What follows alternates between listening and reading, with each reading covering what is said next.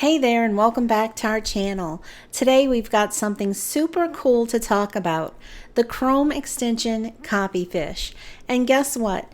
It's also available for all you Firefox fans out there. Now for those of you who don't know, Copyfish is all about optical character recognition, or OCR for short. In simple terms, it lets you extract text from images. Pretty neat, right? For all you language learners out there, Copyfish has some serious perks. Imagine being able to extract and translate text from movies, dramas, news articles, blogs, online books, and even YouTube videos. That's right, no more language barriers.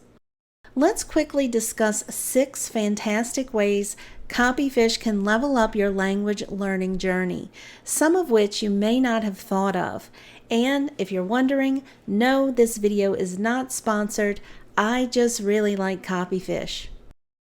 If you're just here for the tutorial, you can use the timestamps in the description below to jump to it. Now let's get to those perks. First up, text translation. You can extract text from videos, articles, websites, and more in your target language. Once you've got the text, Copyfish will translate it for you using DeepL or Google Translate. And voila, you'll understand the content like a pro. You can also opt to use your favorite Chinese Popup Dictionary Chrome extension. I've been liking Zhongzhong lately. I'll link to it below in case you want to check it out. Next, vocabulary building. Unfamiliar words won't be a problem anymore. With Copyfish, you can pick out those new words and save them to your vocabulary list. Next up, reading practice. After extracting text from reading materials like news articles, blogs, and stories, you can practice your skills, highlight tricky parts for review, and ace your language game. And how about pronunciation practice? With Copyfish, you can extract sentences or phrases and listen to the correct pronunciation using text-to-speech tools. You'll sound like a native in no time. But wait, yes, there's more. Copyfish can provide you with another avenue for language immersion. Explore websites, forums, and social media in your target language. Understand the content and immerse yourself in the language and culture like never before. Last but not least, you can create language exercises. From flashcards to fill in the blanks and comprehension questions, these can all be made using the extracted text. The possibilities are endless. One caveat in my experience is that many OCR programs, not just Copyfish, have issues when trying to extract text from low-quality images or when the background colors are similar to the text being extracted. So just be mindful of that possible limitation. Overall, though, Copyfish hasn't disappointed me yet. So far, Copyfish has been very quick to produce results for me. However, if you have a poor internet connection, expect that it might be slow. With all of that said, let's get into the demo. First, we need to install the extension. I'll link to it in the description below. Then, once you're there, click on Add to Chrome. Click on Add Extension, and then let's dismiss this pop-up box. Now let's click on the extension icon in the top right. It looks like a puzzle piece. And then we'll click on the pin next to Copyfish to pin it to the top of the browser for easy access. And then dismiss this pop-up window. Now I'm going to head over to a website containing an image with Chinese on it, and we'll take a look at Copyfish's settings. To access the settings, we first need to use Copyfish. Do this by clicking on the Copyfish extension that we pinned moments ago. Then, using your mouse, select the text you want to extract. As you can see, things didn't work as we expected. This is because we need to configure the settings.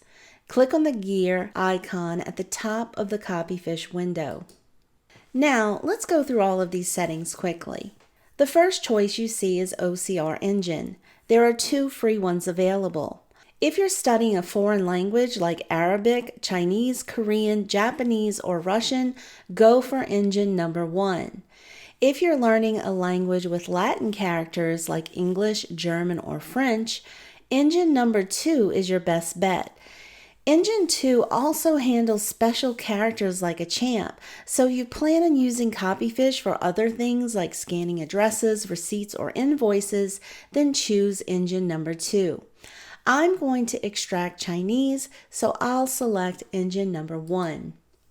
Under Input Language, we need to choose the language that we'll be extracting. I'm going to choose Chinese here. The next option is Input Language Quick Select. If you plan on using Copyfish to extract multiple languages, you can set up buttons for each language here, and that way you don't need to return to the settings page when you want to switch between languages. Just click on the drop-down menus and select the languages you want to create buttons for. I'm going to choose some randomly so that you can just see what it looks like on the front end. The next selection, Translate, is self-explanatory. Just choose the language you'd like Copyfish to translate into.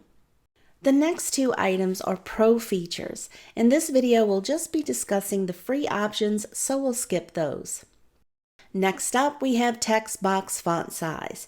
The default is 16 pixels, and I'm happy with that.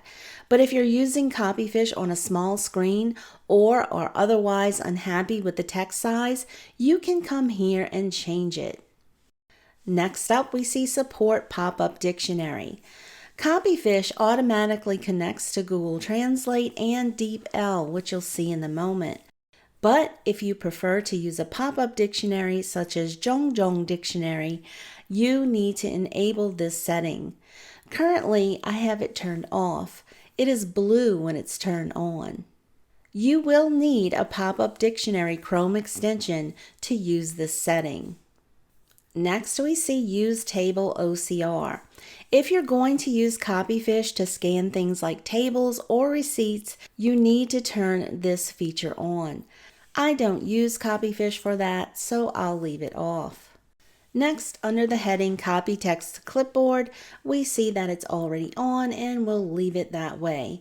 Text is the only choice for Copy What in the free version, and there's no need to select it.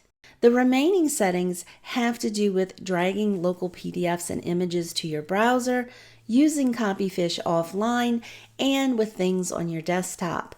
All of these choices require additional downloads.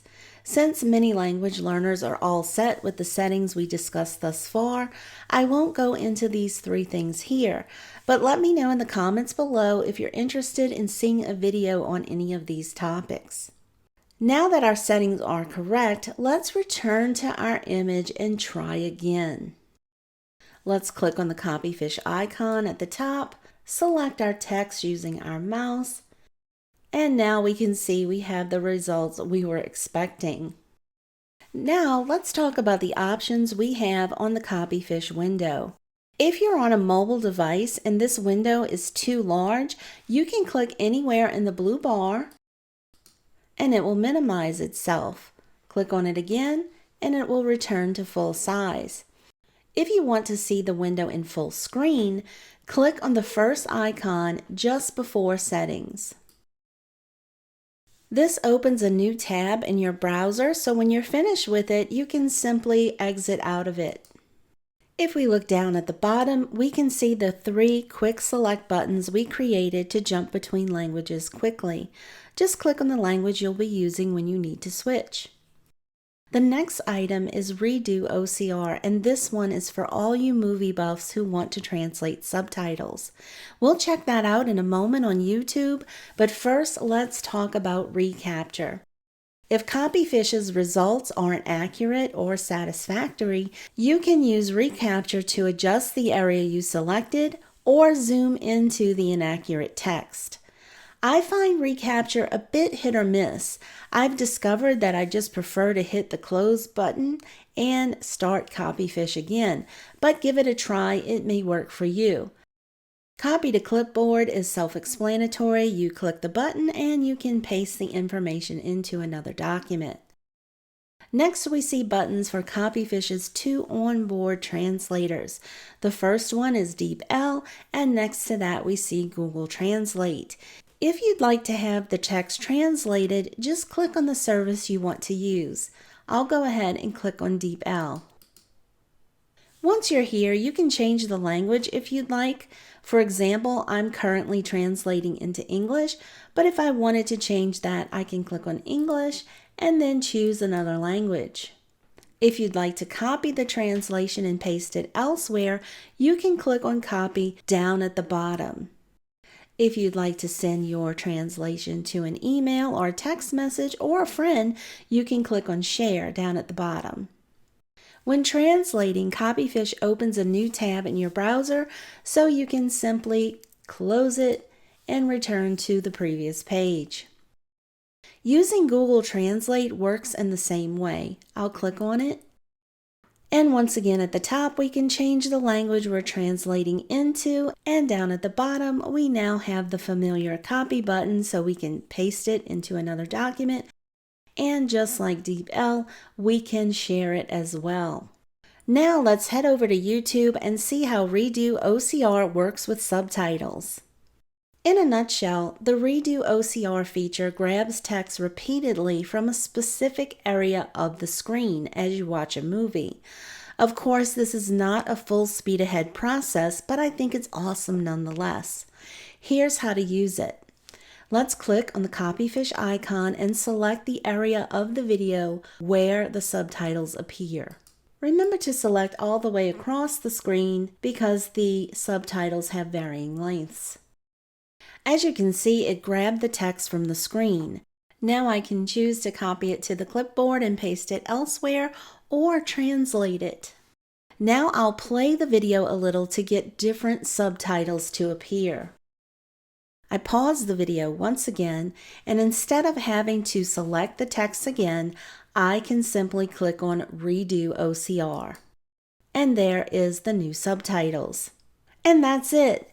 Thank you for joining me today, and let me know in the comments below what amazing things you've achieved with Copyfish by your side. Happy copying, and I'll see you in the next video.